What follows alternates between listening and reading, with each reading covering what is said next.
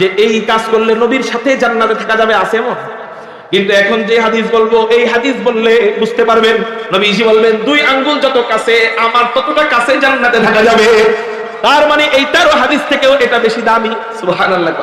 নবীজি বলেন মান আলা জারিয়াতাইনে, যে ব্যক্তি 2জন কন্যা সন্তানকে লালন পালন করলো, জোরে বলেন কয়জন কন্যা সন্তান? 2জন কন্যা সন্তানকে লালন পালন করলো। নবীজি বলেন দাখালতু আনা ওয়া হুয়াল জান্নাহ, আল্লাহ তাকে এবং আমাকে জান্নাতে প্রবেশ করাবেন। শুধু জান্নাতে প্রবেশ করাবেন তাই না, কাহাতাইনে ওয়া আশারা বিইসবিআইনে, নবীজি বলেন এই 2 আঙ্গুলটা যত কাছে কন্যা সন্তানকে লালন পালন করার কারণে, আল্লাহর জন্য কন্যা হওয়ার কারণে চেহারা কোনো বেজার করে নাই, ওই কন্যাকে আদর সোহাগ দেওয়ার কারণে, কন্যাকে খুশি করার কারণে, মেয়েকে লালন পালন করার কারণে আল্লাহ এই 2 আঙ্গুলের মতো কাছে ওই মেয়ের বাবার সাথে আমাকে একসাথে জান্নাতে রাখবে। তাহলে বোঝা গেল আমার